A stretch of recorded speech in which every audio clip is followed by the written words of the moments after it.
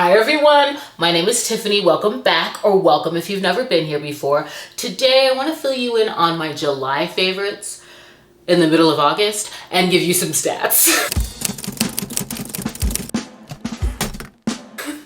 So I failed to wrap you up on everything that I was reading in the month of July. It was my slowest reading month to date of this year, but it was a real high volume month in terms of reading scripts for me. I am a screenplay reader, and I still came out of that month with some favorites. So I want to take this time to talk about those and hit you with some stats because they've been kind of fun for me to track. And I do want to look back on this video at the end of the year. So let's get into it. For the month of July, I will be referring to my phone here.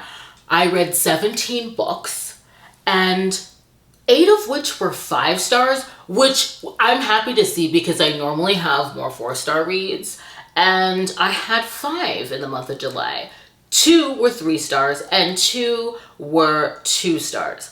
I try to DNF before I enter the land of the ones, but I'm gonna give you full disclosure. I'm filming this video the same day that you're gonna see it. I'm coming off of the heels of a 2-star read, really only 2 stars because it's a heroine that I should have DNF'd, okay? And so I just really wanted to talk about some of my favorite books to get out of that energy, just to get my mind back on and get back into the game, okay? I literally jumped into a book that was on my July TBR, highly anticipated read for me, and then now I'm just kind of wrapping that up with this so I can bring on some glee. I really believe in the power of DNFing, especially since I started this channel, and I said this in my wrap-up clip, and this is not really the place for it, but I recognize that especially for independent authors, like, these are small female businesses.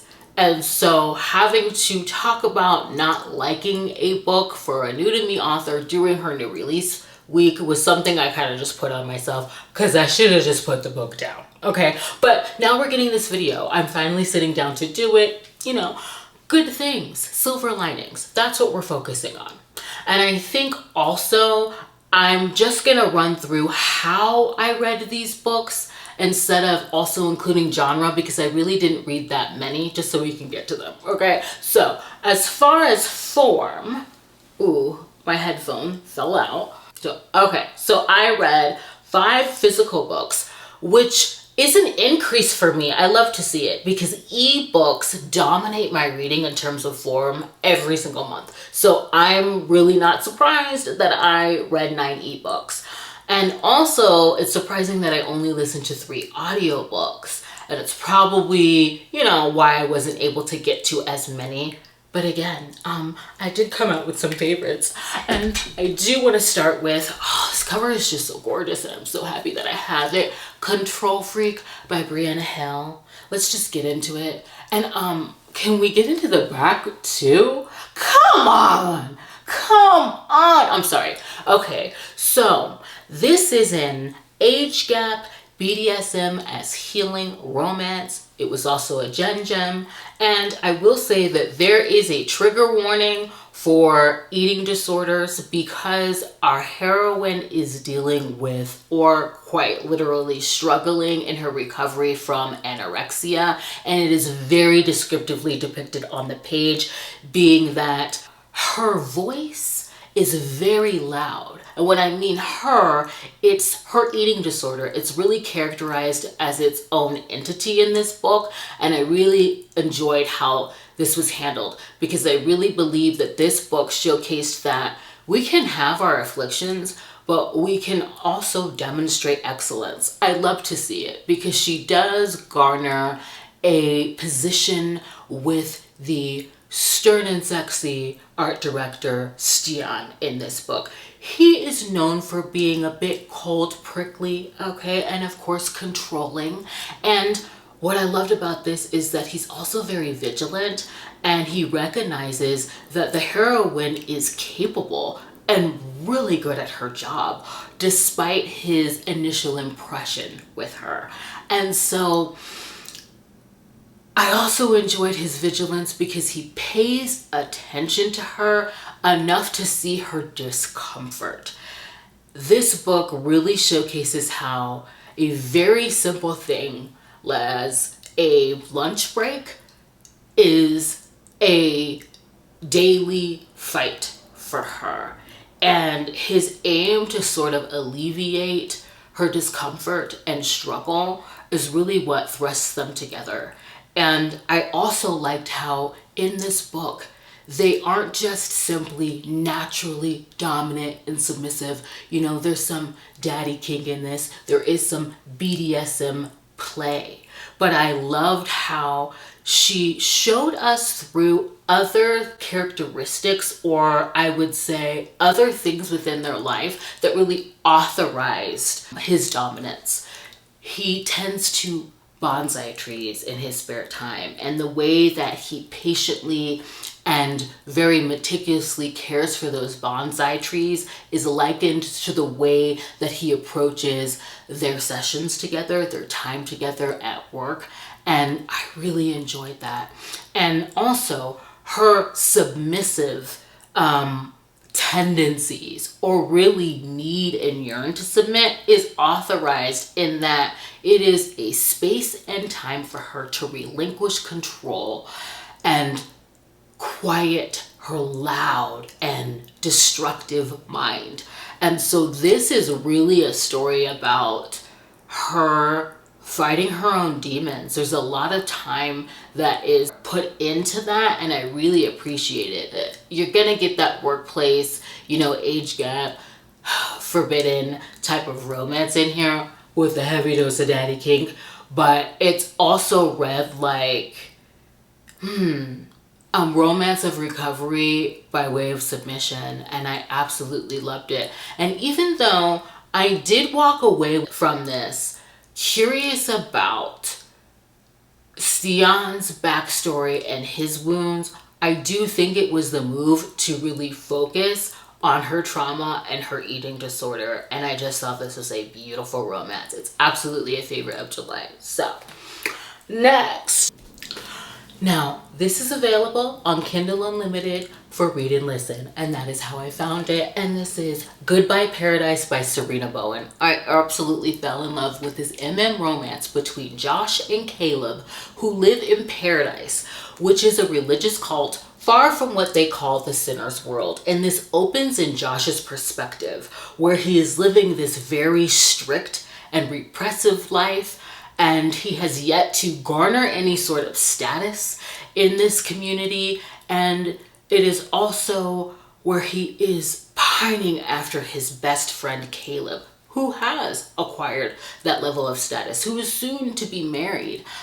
Caleb, who is always looking out for him. Caleb, who he is always paired with. And I really felt the guilt and the fear in his feelings for Caleb, being that there are high stakes if anyone were to find out, and also in light of his faith. And I really went into this book knowing nothing at all, and I very quickly learned that this is a story about them escaping, surviving on their own, and rebuilding their lives. And through that process, their mutual pining is revealed. And I did enjoy how, although they have left the compound, Josh is still struggling with the trauma of everything that happened in terms of shame in relation to his feelings for Caleb. And I loved how patient Caleb was with him in terms of that. And this is really a slow burn due to their newfound freedom and really sifting through their own beliefs in relation to what they've been conditioned with. And it just felt like even them being able to like lie next to one another was a huge gift. This captured that caveat that I have with a slow burn, where I want to glance to feel like steam. Just every moment that they had together without reprimand was hard won, and they get to revel in it. Now, this book was also a touchstone for me.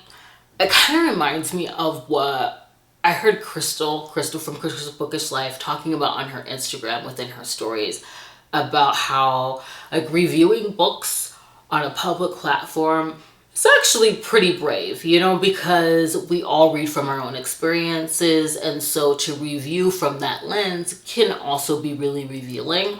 And as I was reading this, I really felt that. So I will say, although I did not grow up in a cult, I have had to rebuild many times in my life.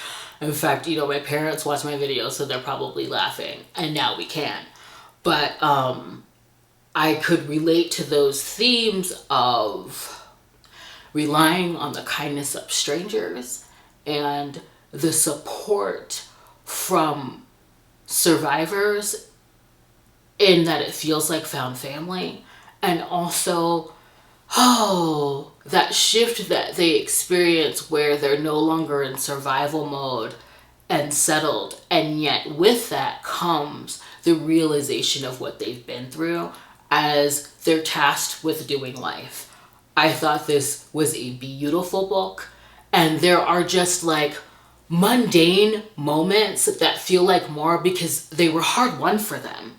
And I loved that too. Like just, I mean, the very basic building of where they're gonna live, how they're gonna get food, like once they're settled, what they want to do with their lives and what they want it to look like. I loved this book, and like I said, it has a little soft spot for me because I can relate to a lot of the things that they are doing in this book in terms of rebuilding. So I appreciated this.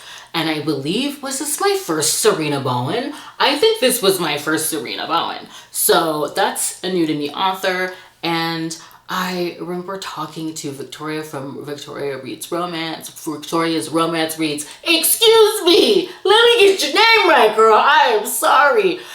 She also enjoys Sarina Bowen. So I'm going to maybe ask her for some more titles. This is going to be like a new to me author that I'm very excited about. Next, I have finally gotten into Ella Frank. Okay, I finally read Trying. This was on my Kindle Unlimited TBR video, and I am so excited that I finally got to it because, oh my gosh, Logan is a silver-tongued, successful lawyer and man whore. He's not ashamed about his conquests and his allure. And one day, he walks into his favorite bar and sees Tate, the new bartender, and is immediately struck by him.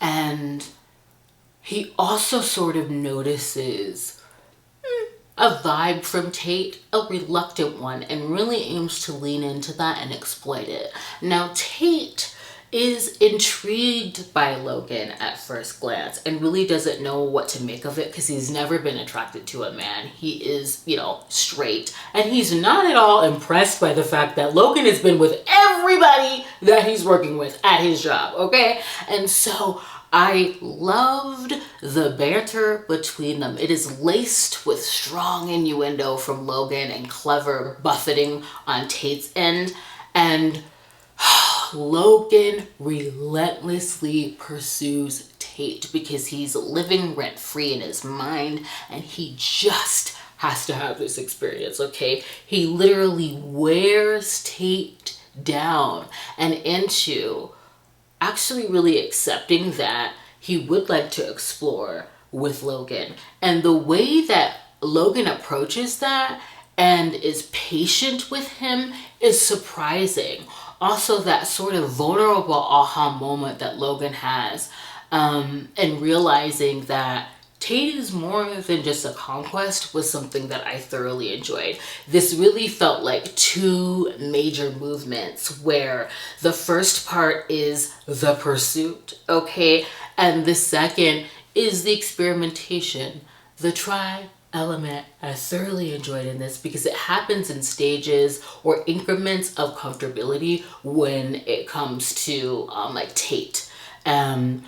Now, what it moves into within the third act, I'm very excited to be unpacked a little bit more in the next book, Take, because I enjoyed the third act conflict. It was indicative of all of Tate's fears and also Logan's default setting when it comes to him protecting himself. And so I enjoyed that, and I'm really hoping to get more of the sort of boots on the ground, now that we found love, what are we going to do with it?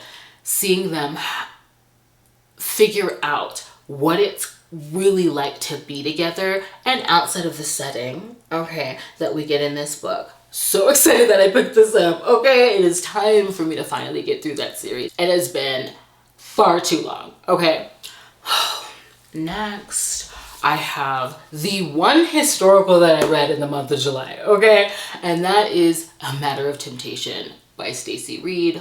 Ooh, this was just delightful. Okay. Mina as a heroine was intelligent, she's self-assured, and she's ahead of her time, which, if I'm remembering correctly, this is in the Victorian era. And I believe I'm right, because there is some social reform that she gets to be a part of because of the hero that is really aligned with that time period. So, Mila is a twin and her brother is a viscount, yet they have been in financial ruin, really struggling for a while now, which has really landed her brother at the card table. That is where he hopes to sort of get them out of this hole of debt where the banks, aren't really helping. They're not going to let a loan touch his hands. They do not trust his viability to pay it back. And he does something dishonorable in this card game.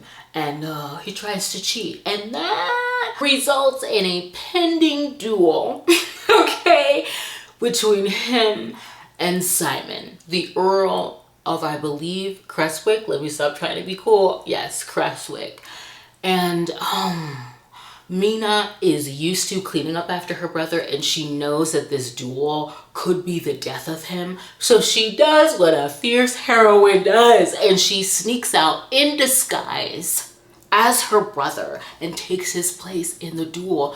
And when she wins, okay, and it's revealed that she's a woman, Simon offers her a job because he is so impressed with not only her skill, but her character. Oh, and I loved that about him. The fact that he comes off as sort of curt and cold, yet he's able to take his hat off to her, not concerned at all about gender. That really scored some points for him in my book, especially being that he is willing to negotiate her salary as his secretary, being that she's asking for hazard pay, okay? She is an unmarried woman that could be ruined by him. I loved that. I loved the mental dance between them. I loved the conversations that they had that were centered around society and class, which really revealed his altruistic agenda to lift up the working class and also women. There's so many swoony moments in this with Simon. I also really enjoyed his reluctance to be ensnared by his affinity for her. I find it comical because she does sort of like poke fun at that in a very like sweet and clever way, because she does in fact call out the possibility of that happening from the very beginning, especially when he's doing things like forcing more proximity between them by moving her in so that she can live closer to work, and other things that I'll leave you to read. But I just will say that the way in which he accepts the secret that she's harboring, that she believes makes her unworthy in the light of society, and the way that he orchestrates having her was just so freaking swoony to read. And I think too, it's not that he was unfeeling in the beginning of this book. Simon is really impenetrable because he's a very focused man on a mission, to make major change within his power. And so he's really focused. He doesn't get distracted by his feelings. He could marry out of duty and continue on with the next line of business. And it isn't until Mina comes in that he's injected with a newfound fervor, because there is an event in this that leads her to sort of live in the moment and experience everything that she hasn't. And his yearn to make that happen and be that vehicle through which she can experience life through. I just love that for him. I loved his love for her, which is something that she had given up on and thought that she couldn't have because of her past. This was just perfection from beginning to end. I absolutely loved it. Okay, so if you are new to Stacy Reid, I suggest that you pick this up. It is a standalone. It is outside of any series, and I just highly suggest you pick it up. Okay, get into it. I loved this book so much.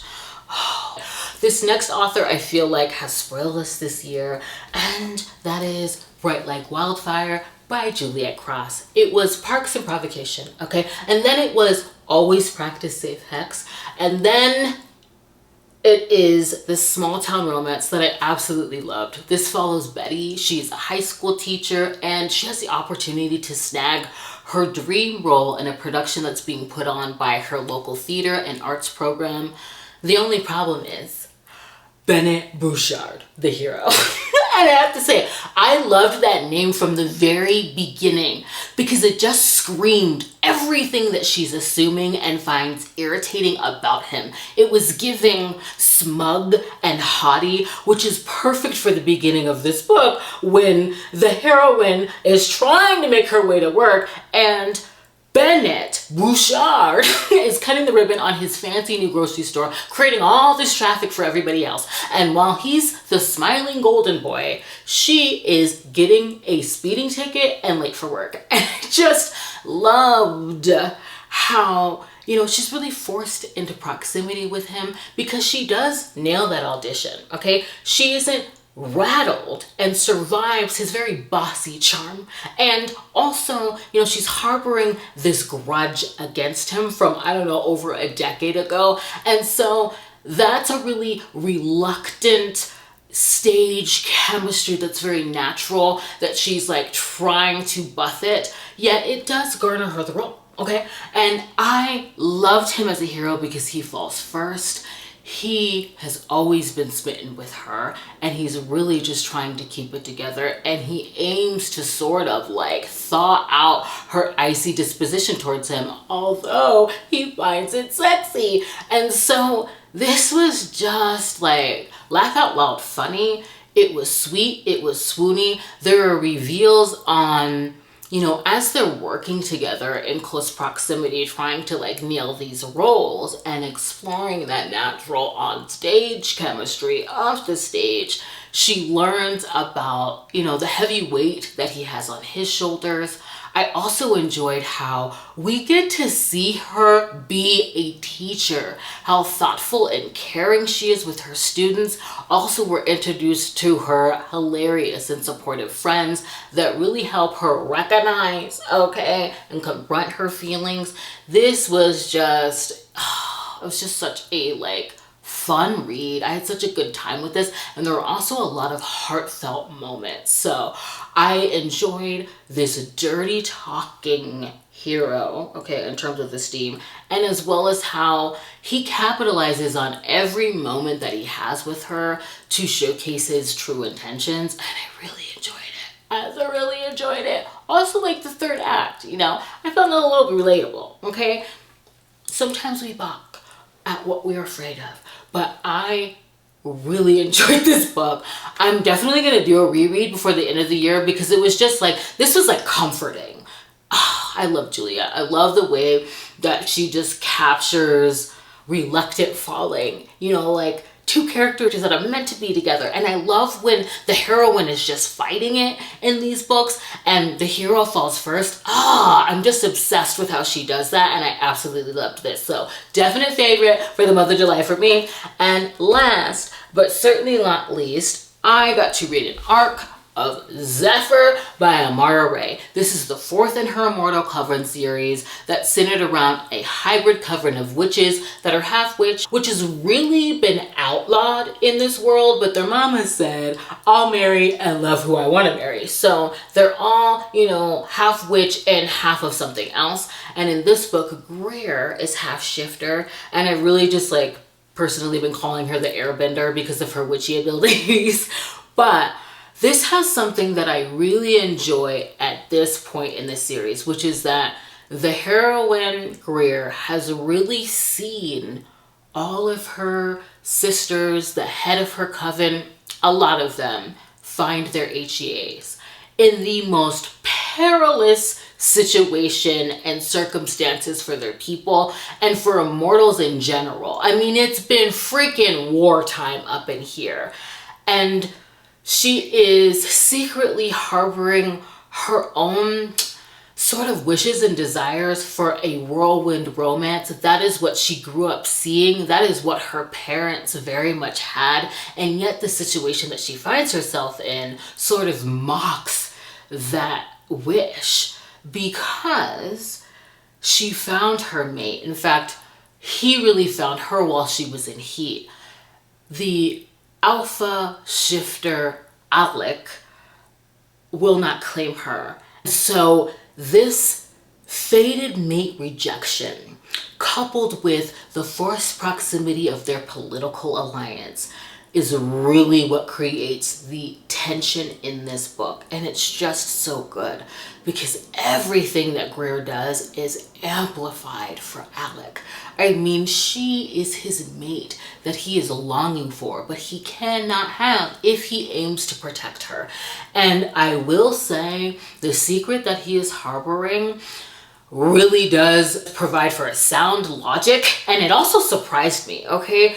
Also, it is her strength in standing firm in her value, how she aims to be treated, the kind of mate that she wishes to have and knows that she deserves, despite the physical and emotional pain that it is causing the both of them. Was just stand out for me, okay? She was giving very like, I am here to do my job and my duty, and I'm not submitting to this, although she was dying inside. I was taking notes on that. I absolutely loved that about this, because in this book, she is a shifter and she is in heat. And so to deny him and for him not to claim her really has a visceral reaction for the both of them. I also like how her character is really illuminated when she does find out the secret that he's harboring. How she handles that. Stand out. Also, how he shows up, okay, as an alpha in the third act. She does this. She did this in Hydrus. There's always a moment between the hero and the heroine, okay? Where I'm just like, did she just write that? And she did. She did.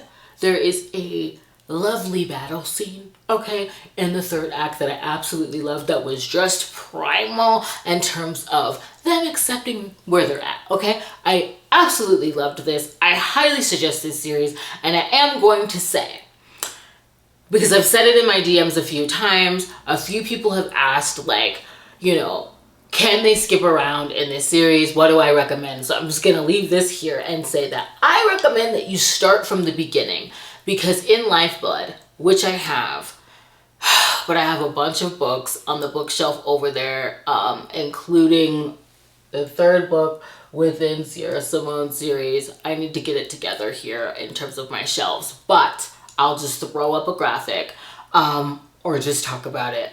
Lifeblood is really the book where she lays the foundation for the world, and you really need that to understand everything that comes after. There have been eons of prejudice among immortals. There is also like a corrupt council that is putting a target on the hybrid coven. And so to really grasp and understand all of those elements, you need the first book. And, you know, and she does the work of going through that. But when you hit Hydrus, really it was felt like we are off and running. We're in the game, okay, in Hydrus. So I definitely think it's worth it. You are going to love Mackie. I love seeing him throughout this series because he's very like comically like prideful and possessive, and it's just delicious. But I definitely recommend this series. They are all on KU. She is just prolifically dropping these. Okay, I'm already excited about the next book. So I had a really great July, And want to thank you for joining me. Please consider subscribing and sticking around. Thank you for waiting this long for this, July wrap up. And I hope to see you in the next one. Bye.